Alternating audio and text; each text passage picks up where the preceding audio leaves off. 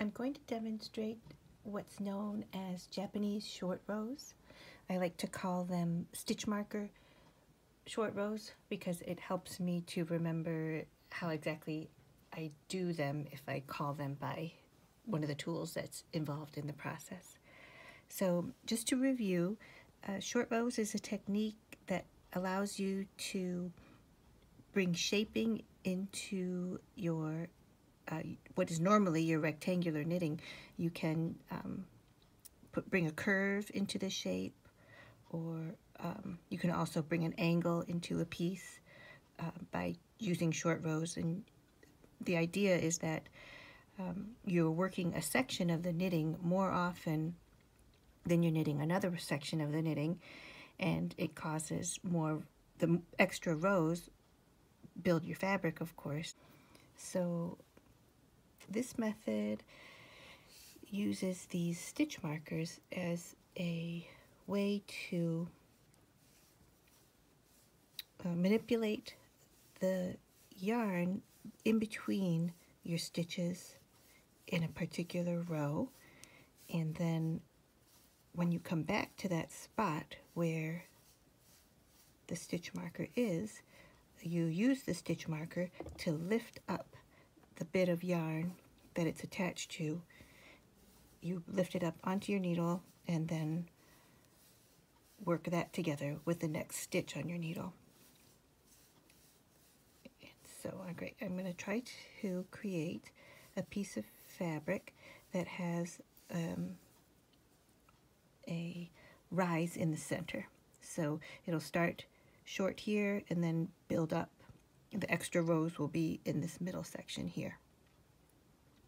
So I've gotten to the point on my first short row where I would like to create a turn and start my first short row.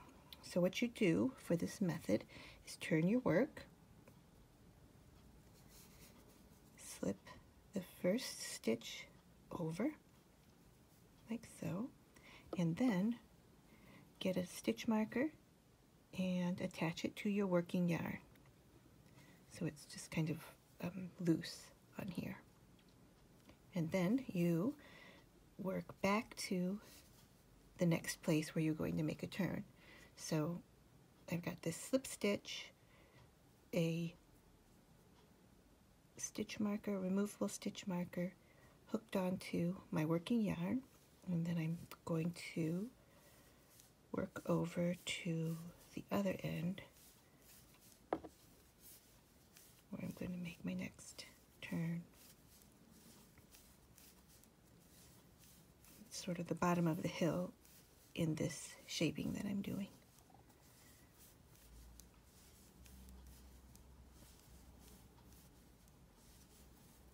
Alright, so I'm going to come to the other end where I'd like to place another short row turn. So I do that, I turn around. Again, I slip the first stitch over and then attach a removable stitch marker to my working yarn. And it just hangs there like that. So here's my slip stitch, my working yarn with a stitch marker hanging from it. And then I'm going to work over to the next spot where I'd like a short row.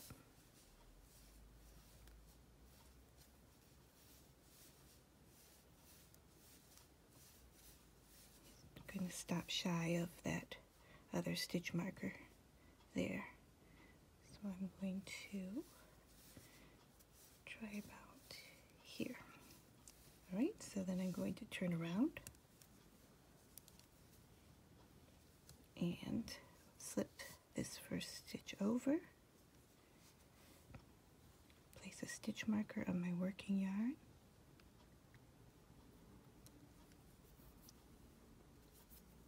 so here we have slip stitch, working yarn with a stitch marker on it, and then I'm going to work back to the other side of my piece, the other side of the hill, to this point where I want to turn again. I'm going going to turn my work over or around, slip the first stitch, and attach a stitch marker to my working yarn, slip stitch, working yarn, stitch marker, and then I'm going to work just a few stitches, I guess. And then, yeah, I think I'm going to just go back and resolve these now because I have only a little space in between. So I'm going to work over to where my first stitch marker is. That's between those two stitches on my needle. You can see it's kind of attached to the yarn in between this stitch and this stitch. So what I'm going to do is work this as usual, and then I'm going to take a hold of the stitch marker and put this stitch, or this runner that's attached to the stitch marker, right onto my needle, like so. And I'm going to just leave it back here for this demonstration so that I can show you on the back side where those wrap and turns happened. So then I've got the pulled up bit right here first on my needle, and then the stitch that was on the other side of the bulb stitch marker, second position. And the idea, the reason why this short row is a nice one to know is because it's more or less invisible from the front, and that in order to make it invisible you need to get this regular stitch to lay itself over top of this created stitch that we just pulled up. And in order to do that, you need to knit it so that it will be in the front position. So you knit those two together, and then that stitch lays right on top of that created stitch. So like that. And then we're going to go until we get to the next stitch that has the bulb stitch markers. It's in between these two. We're going to knit this one as usual, and then take a hold of the stitch marker, lay this bit of yarn on top of our knitting needle, let the stitch marker just lay behind, knit these two stitches together so that the real stitch lays on top of the created stitch, and then knit to the end.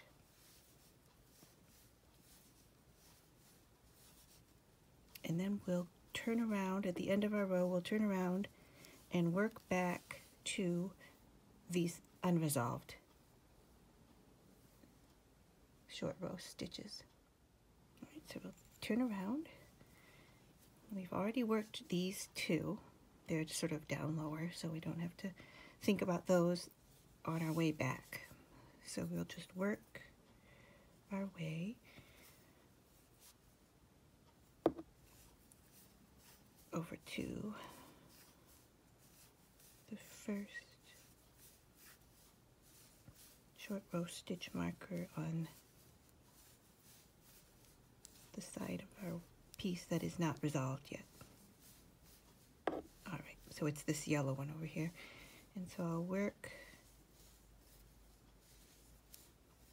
there's the two stitches that are on either side of the stitch marker. Just work this one as usual, and then you take your hold of your stitch marker and lay your stitch right on top of your needle, just like so. Don't need to twist it or anything. Now, earlier you remember that I mentioned that the idea is that on the right side of your work you won't be able to see where you made a short row stitch. So what you want to have happen is the real stitch, which is now the second stitch here, needs to lay on top of the created stitch on the front of your work. So that's going to involve reorienting these two stitches so that I can purl them through the back of the loop, and then this second stitch will be in front of, or lay on the front of this stitch here. So I'm going to slip these two stitches, so that I can get them on my needle the right way.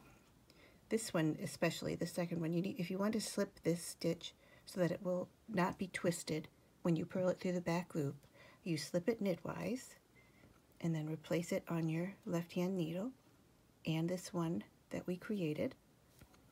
And then you purl it through the back loop. So that's coming out up from behind, like so, like this. Then wrap your yarn, purl through, and then you've completed that short row stitch. You've resolved that one. So then I'm going to work over to this last one, which is this blue one, right in between these two stitches. Work this one as usual. Grab hold of this stitch marker, lay that on top of my needle, bring the marker to this side so they're all on the wrong side, and then reorient these two stitches so that they can purl through the back loop without causing a twist in this second stitch. So what I'm going to do is I'm going to slip it knitwise, like so, and then put it back on the left-hand needle. Put this stitch back on the left-hand needle. That's the created stitch. And then I'm going to purl these two through the back loop, like so. Wrap my yarn, whoops, wrap my yarn and purl through, and then finish working this row.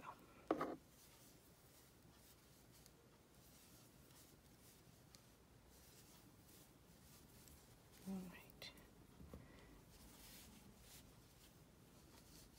I'm going to knit a couple of rows away from our short rows just so that I can show you better the shape of this piece now that we've worked the short rows. So I'm going to knit a couple of rows and then bind off, and then I'll meet you back here.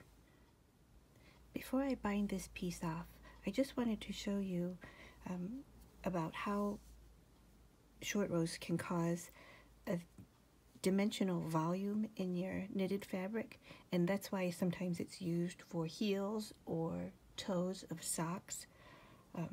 So if I'm going to tip my work so that you can see it, you can kind of see that there's a curve here, and that's caused by those short rows we did. And if I tip this sideways like that, you can see there's a hill that was created by working those short rows. So in a more dramatic sense, when you do it for heels and toes, you do it much more often. Usually it's like every other stitch or so, and you do many more of them so that it really creates almost a point. And then when it's worked in the round, it makes a heel or toe. All right, I'll be right back with the bound off piece. All right, so here is the bound off piece, and it's clear to see there's this nice curve to the fabric now. If you've bound off, it kind of gives the extra fabric somewhere to go, so it creates this roundness up at the top. In a sock or something that's closed where you just keep on knitting flat after you've created the mound, there's nowhere for the mound to go, so it protrudes like this. But anyway, so here it is, and if you look closely, you can see where this section of the knitting in here has so many more rows than these ends do over here. So that's your short rows. And I like these short rows a lot because if you take a look, we've got a short row right in here. And because we worked the stitches together in a way that this facing stitch is the front of our working two stitches together, you can't see even the other little bit of yarn twisting around the base of one of these stitches or kind of popping through to the front. There's another one here, and then they're over here and there. So, you know, if you look closely, you can tell where it has happened, but you don't see any extra evidence from the backside coming through to the front. So that's really nice. And if you look on the back, you can see we have where our short rows happened, because these are those markers that we used to cause that. So it's a little more evident here because you've got the pearl bump clusters look off a little bit. They're sort of bunched together in those places where we worked the short rows stitches together. Yeah, so this is what's usually referred to as a Japanese short row, and I like to call them a stitch marker short row. It just helps you differentiate it from another one, because when you say Japanese short row, it doesn't really describe the process. And if I call it a stitch row short row, then, or a stitch marker short row, it just triggers in my mind the method that we're going to use and how we're going to do it. So I hope you find that helpful, and give it a try. Just knit up a little swatch and try the short row method. Thank you. Bye.